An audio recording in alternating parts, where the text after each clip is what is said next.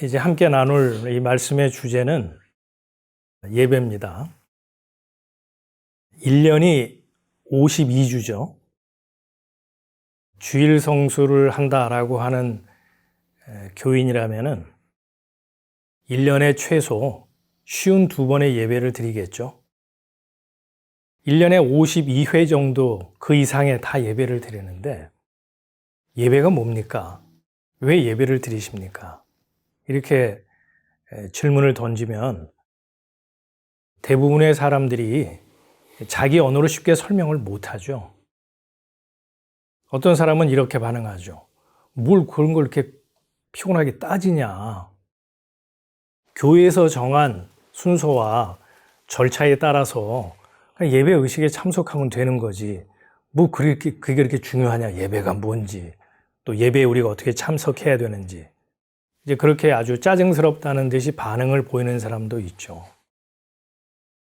이 시간은 가인과 아벨의 그 제사를 통해서요, 그 예배가 뭔지 좀 살펴보려고 합니다. 특별히 그 예배에 임하는 자세라고 뭐 부제를 붙인다면 그렇게 붙일 수 있을 것 같아요. 창세기 4장 1절부터 8절 이 말씀은 우리가 교회 생활 하신 분들은 거의 대부분 알고 있는 내용이죠. 대략 설명을 하자면 이런 겁니다. 아담과 하와에게 그 아들이 있었죠. 큰 아들의 이름은 가인이고 둘째의 이름은 아벨이죠. 창세기 5장 4절에 가보면 가인과 아벨 이외에 셋이라는 아들이 또 나중에 출생하게 되고 아담이 800세를 더 살면서 자녀를 더 낳았다 이런 기록을 봐서 아담과 하와는 가인, 아벨, 셋 이외에 또 다른 자녀들이 있었음을 짐작해야 하는 그런 대목이죠. 좌우간에 가인은요 농사를 짓는 그런 사람이었고 아벨은 양을 치는 그런 사람이었습니다. 가인은 자기가 땀 흘려서 수고한 이 농산물을 가지고 여호와께 예물로 드렸고요. 아벨은 양치는 목자이기 때문에 첫 새끼를 잡아 하나님께 양과 그 기름을 바쳤습니다. 우리가 여기서 간과해서 안 되는 것은요. 가인은 예배를 무시하거나 예배를 부정한 자가 아니라는 겁니다. 그 사람은 정성껏 1년 동안 수고해서 얻은 이 농산물을 여호와께 바친 나름 예배자였고 하나님을 섬기는 신앙인이었다는 것을 우리가 놓쳐서는 안 돼요. 그런데 여호와께서는 아벨과 그의 제물은 기뻐 받으셨지만 가인과 가인의 제물은 연락하지 않으셨어요. 가인으로서는 참 불쾌했겠죠. 성의를 보였는데 거절당한 기분. 아마 굉장히 불쾌했을 것이고 속된 말로 뚜껑이 열렸을지도 몰라요. 성경은 그 표현을 가인의 안색이 변하였더라 이렇게 기록을 하고 있잖아요. 가인은 그 분노를 참지 못했는지 동생 아벨을 들판으로 불러내서요. 동생을 쳐 죽이고 말았죠. 인류 최초의 살인사건이라고 할 수가 있습니다. 이 가인의 살인은 추억도 아니고 우발적 그 실수에 의한 살인도 아닙니다. 가인의 이 살인은요, 의도한 계획적인 범죄였죠. 어찌 보면 가인은 하나님에 대한 분노를 하나님이 기뻐 받으신 예배자 아벨에게 쏟아 부었는지도 몰라요. 이 가인과 아벨의 이야기는 형이 분노 조절을 하지 못하는 분노 조절 장애로 인해서 동생을 죽인 끔찍한 사건 정도로 우리가 듣고 넘어갈 일이 아닌 거죠.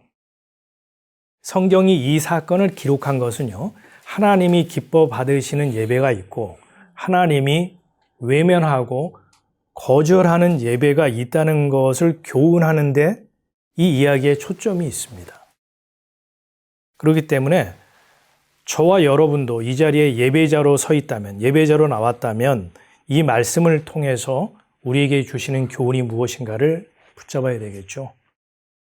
자, 왜 하나님은 가인의 제사, 가인의 예배는 기뻐 받으시지 않았을까요? 하나님은 양고기를 좋아하시는데 가인이 하나님의 입맛을 모르고 곡식을 갖다 바쳤기 때문에 하나님이 그 예배를 외면하신 걸까요? 재물이 문제였던 것은 아닙니다. 만일 땅에서 거둔 그 농산물, 그 예물이 문제였다면, 그것이 하나님 보시기에 옳은 것이 아니었다면 하나님은 모세에게 율법을 주실 때 나한테 나올 때는 곡식 따위는 바치지 말어 라고 말씀을 하셨어야겠죠. 그런데 이 율법에는요, 소제라고 하는 제사가 있습니다. 소제가 뭐냐? 곡식으로 드리는 제사예요. 이처럼 율법에 소제라고 하는 곡식으로 드리는 제사가 분명하게 명시되어 있죠. 재물이 문제가 아니라 이 말입니다.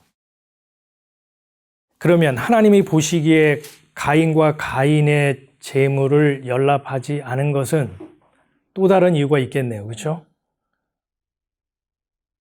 가인의 성품이 약해서일까요? 가인의 인간성이 더러웠기 때문에 하나님이 그의 제사와 그를 거절하신 걸까요? 가인이 드린 예배의 심각성, 하나님이 받으실 수 없는 이유가 있습니다. 가인은 자신이 땀 흘려서 수고한 행위의 결과를 보란듯이 들고 나와 하나님 앞에 바쳤기 때문이에요.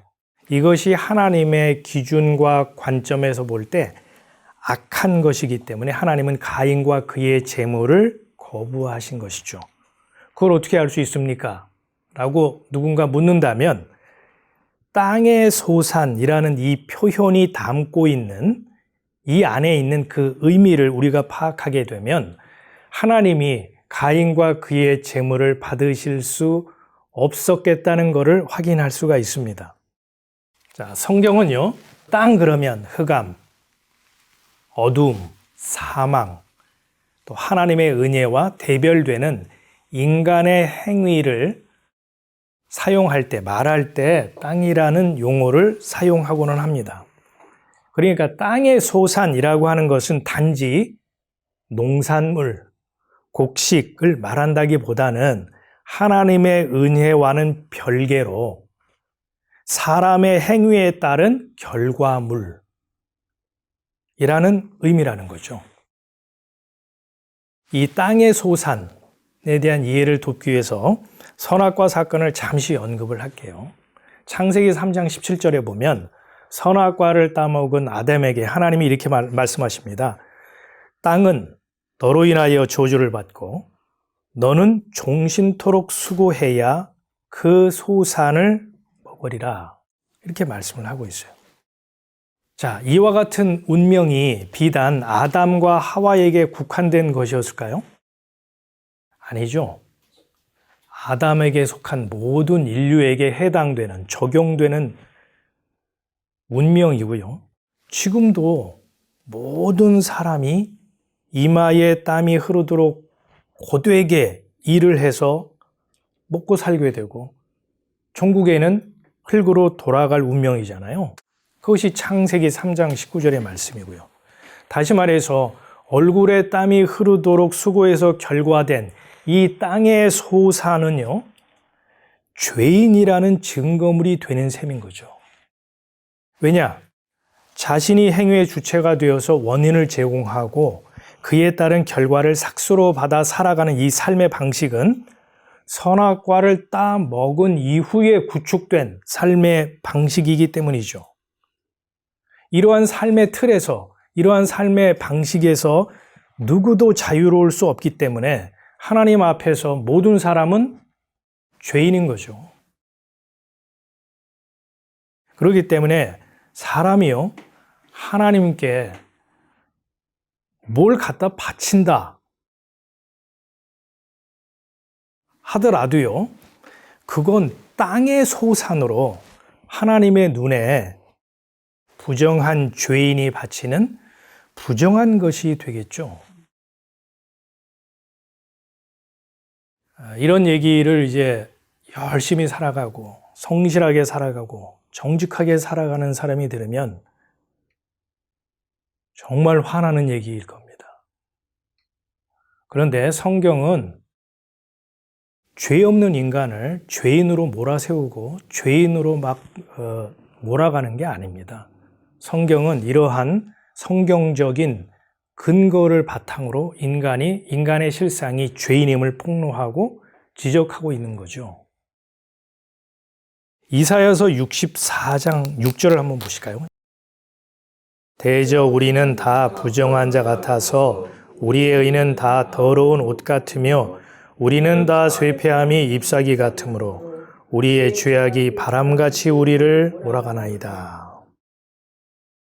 그러니까 가인은요, 땅의 소산, 즉 자신의 행위의 결과물이라고 하는 부정한 것을 가지고 하나님을 예배하겠다고, 하나님과 독대하겠다고 나왔던 거죠.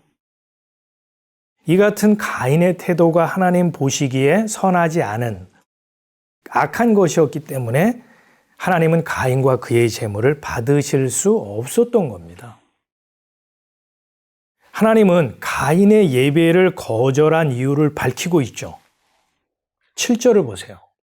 내가 선을 행하면 어찌 낯을 들지 못하겠느냐?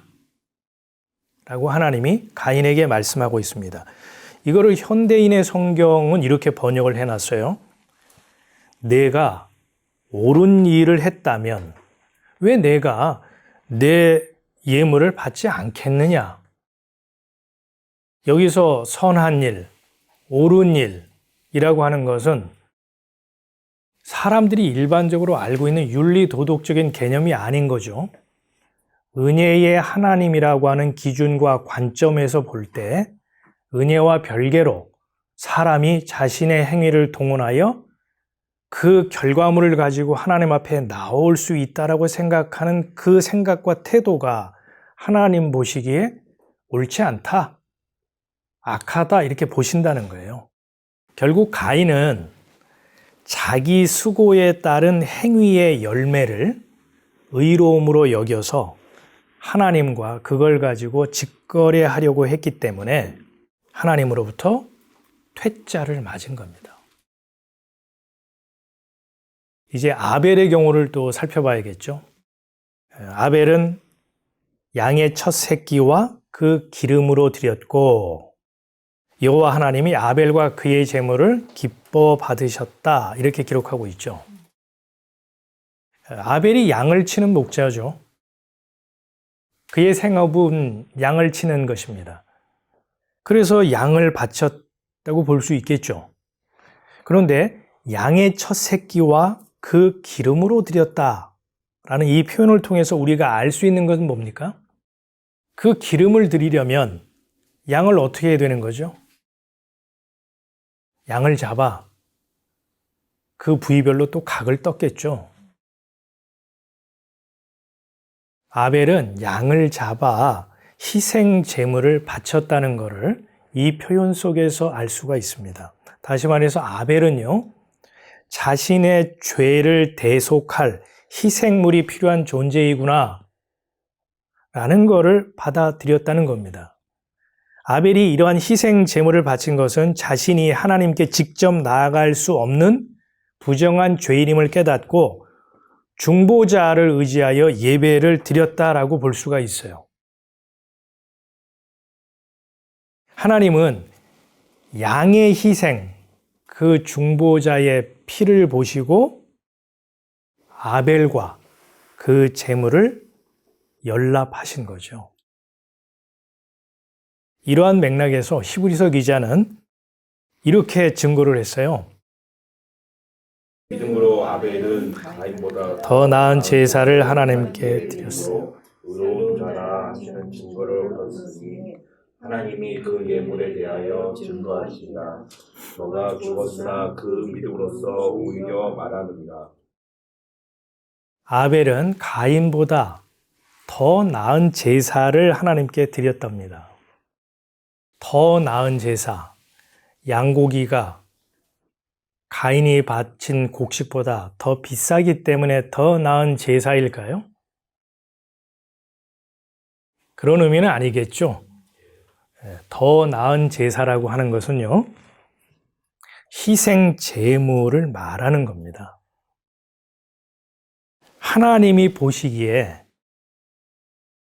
희생 제물, 아벨이 바친 희생 제물이 더 좋은, 더 옳은 선한 것이기 때문에 하나님께서는 그것을 기뻐 받으셨다라고 히브리서 기자가 히브리서 11장 4절에서 증거하고 있는 거예요.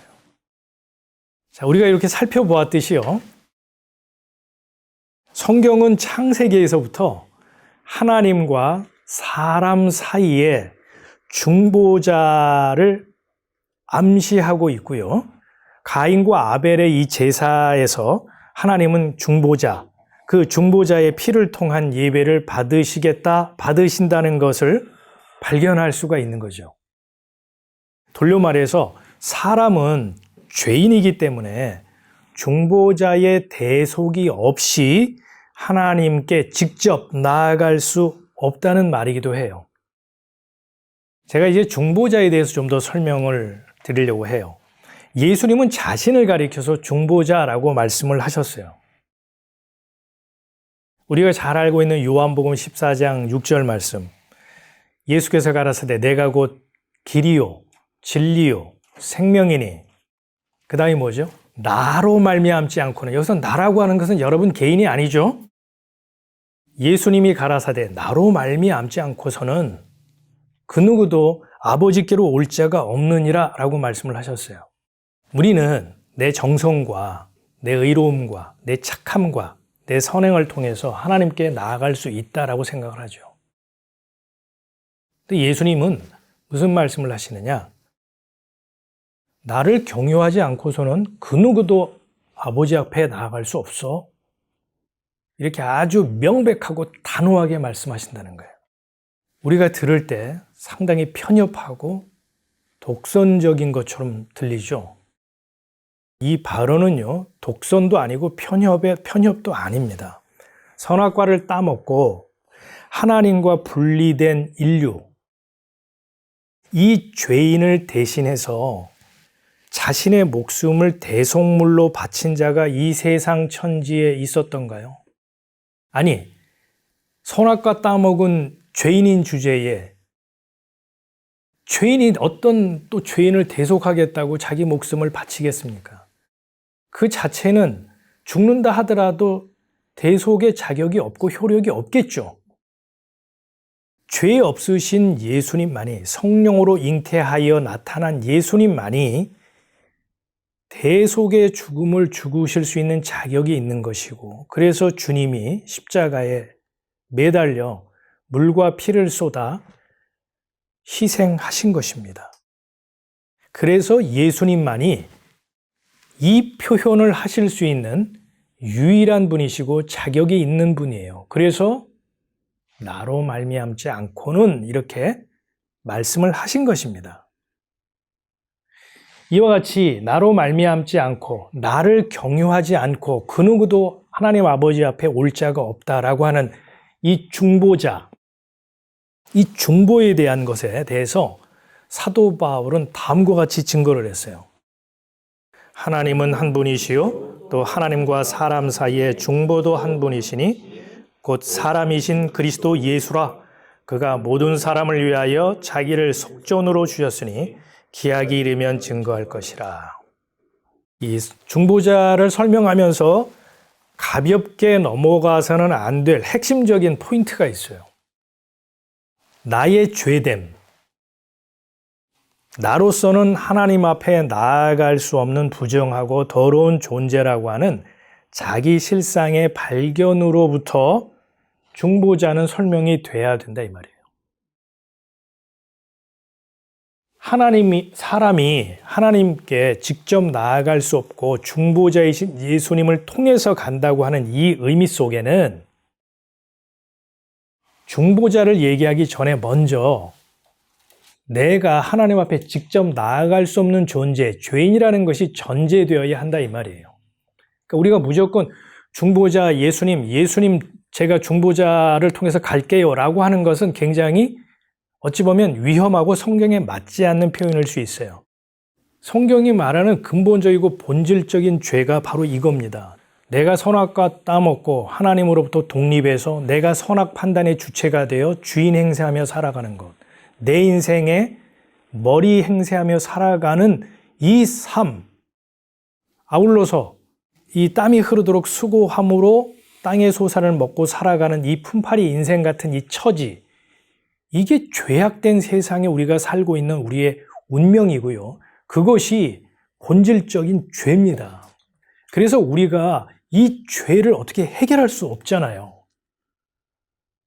우리 인류 대대로 그러한 삶을 살아왔고 나도 그 삶을 살고 있고 우리 자녀들도 그 삶을 살고 있고 우리의 손주도 그 삶을 살 텐데 여기로부터 우리가 헤어날 길이 없어요. 우리 힘으로. 이걸 성경은 죄라고 말하고요. 이것이 사형에 해당하는 죄이기 때문에 예수님이 이 땅에 육신의 몸을 입고 나타나 대신 죽으실 수밖에 없었던 죄라는 거예요. 그래서 우리가 하나님 앞에 나와 죄를 고백할 때는 우리가 일상생활에서 짓는 관계를 통해서 짓는 죄들, 예를 들면 뭐 욕하고 싸우고 사기치고 뭐 이런 죄, 또 우리가 실정법을 어긴 이런 죄, 간음, 살인, 이 죄만 고백할 것이 아니고요. 참으로 우리가 마음을 찢고 기도해야 하고 통회할 죄의 목록이 뭐냐면 나도 나를 어떻게 할 수 없고 내 힘으로 해결할 수 없는 그 죄에 갇혀버린 나의 운명, 내 처지. 그걸 마음 아파하고 동시에 그 죄값을 대신하여 희생당하신 예수 그리스도로 인하여 감사와 찬송을 올려드리는 할렐루야를 그분께 올려드리는 그 찬양, 그 기도를 해야 하는 거죠. 자, 그래서 우리가 중보자를 설명할 때는 거듭 강조하지만 반드시 인간이 어떠한 존재인가, 죄됨을 앞서 설명을 해야 한다 이 말이에요. 비행기에 우리가 탑승하려면 먼저 어딘가를 통과해야 하죠. 금속 탐지기를 우리가 통과해야 돼요. 금속 탐지기를 통과하려면 내가 신고 있던 신발 벗어야죠. 또 금속 부치가 있는 시계라든지 또 선글라스라든지 허리띠라든지 이런 것들을 다 풀러 놔야 돼요. 그래야 삐라는 소리가 나지 않고 무사하게 통과할 수 있다 이 말이죠. 자, 여러분, 성품 좋고 인간성 아름다우며 교양 있고 선행을 많이 베풀면 금속 탐지기 통과할 수 있습니까? 만일 이 사람이 자기가 걸치고 있는 이 옷 그대로 입고 신발 그대로 신고 금속 부치도 그대로 착용한 채 나 이번만 한 번만 좀 그냥 통과하게 해주세요. 제발 딱 한 번만요. 네? 이렇게 막 구걸하고 막 이렇게 땡깡 부리면 금속 탐지기 통과시켜 주나요? 그 사람 쫓겨나는 수가 있죠. 누군가에 의해서 내 몸이 검색을 당하는 기분, 썩 좋지 않습니다. 또 내 것을 내 것이라 하지 못하고 내려놓아야 하는 강제, 이 역시 참 기분이 더럽습니다. 그렇다고 해서 마냥 고집을 부릴 수는 없죠. 비행기에 탑승해서 목적지까지 가려면 어쩔 도리 없이 벗을 것은 벗어야 되고 내려놔야 할 것은 내려놔야 합니다. 제가 금속 탐지기를 언급한 것은 예수 그리스도라고 하는 중보자, 이분을 경유하지 않고서는 하나님 아버지께로 올 수 없다라고 했죠. 예수님의 이 말씀을 이해하기 위해서 꺼낸 비유예요. 이 금속 탐지기가. 무슨 말인가 하면 하나님 아버지께 예배하러 나올 때는 내가 수고해서 마련하고 장만한 땅의 소산 같은 것은 모두 벗어버려야 한다는 말입니다. 나를 포장하고 나를 치장하고 나를 덧칠한 것들을 내려놔야 해요. 그런 것들이 뭐가 있을까요? 직업이 있을 수 있죠. 재산, 돈이죠. 부동산, 학위도 있을 수 있고 사회적인 신분이나 위치도 될 수 있고요. 그러면 종교적인 어떤 이력이나 종교적인 공로나 이런 것은 해당이 안 될까요? 그것도 다 포함이 되겠죠? 그러니까 중보자를 경유해야 한다고 하는 것은 금속 탐지기를 통과하는 것처럼 세상적인 지위나 명예, 내가 땀을 흘려 수고해서 마련해 놓은 이 인생의 공든탑 같은 것을 내려놓고 아울러 종교적인 허울도 그 덧칠한 것도 내려놔야 한다는 거예요. 어린 양이신 예수 그리스도의 피, 그 대속의 은혜만을 의지하고 덧입고 나와야 함을 의미합니다. 왜냐? 하나님은요, 중보자의 피를 보시고 그 피 때문에 묻지도 따지지도 않고 죄인을 용서하시고 구원을 허락하시기 때문입니다. 제가 아는 어떤 장로님은요, 평생 회사를 운영하면서 사장님으로 계셨다가 은퇴를 했어요. 그 장로님을 만나면요, 사석에서 만나더라도 항시 직원이 사장님을 만나는 느낌이에요. 그분이 그렇다고 해서 뭐 갑질을 하거나 저한테 뭐 이래라 저래라 이렇게 지시를 하는 분은 아니에요. 굉장히 인격적인 분이시고 어찌 보면 굉장히 여성스럽기까지 한 분이에요. 그런데 이분이 사장님이라는 그 지위와 타이틀을 너무 오래 가지고 생활해서 그런지 몸에 이렇게 배었어요. 습성이 돼가지고 그분을 만나면 풍기는 그 분위기가 사장님과 직원의 관계. 그러면 교회에 오실 때는 어떤가? 어린 양 예수 그리스도의 그 대속의 피를 의지하여 나오면 참 좋을 텐데 교회에서 봬도 항시 사장님이세요. 예배자로 교회의 문턱을 넘어오기 전에 이 말씀을 꼭 기억했으면 하는 바람인 것이죠. 자, 가인과 아벨의 제사를 통한 영적 교훈 두 가지로 정리하고 오늘은 말씀을 마치겠습니다. 첫째, 예배자는 어린 양이신 예수의 피공로를 의지해야 한다는 겁니다. 피가 없는 예배, 예수의 그 희생, 십자가가 없는 예배는요, 종교의식일 뿐입니다. 두 번째, 하나님과 사람 사이의 유일한 중보자는 예수 그리스도입니다. 그 누구도, 그 어떤 의인도, 어떤 성인도 예수 그리스도를 경유하지 않고 하나님 아버지와 독대하려고 한다면 그것은 자신의 주제를 모르는 교만한 태도이죠. 하나님은 이러한 예배는 거절하신다 이 말입니다. 오늘 우리가 가인과 아벨의 제사를 통해서 하나님이 기뻐 받으시는 제사와 예배와 하나님이 거절하시고 퇴짜를 놓으시는 예배가 무엇인지 분명히 배웠죠. 이 영적 교훈을 통해서 하나님 앞에 연락받는 예배자로 여러분과 제가 설 수 있기를 기원합니다.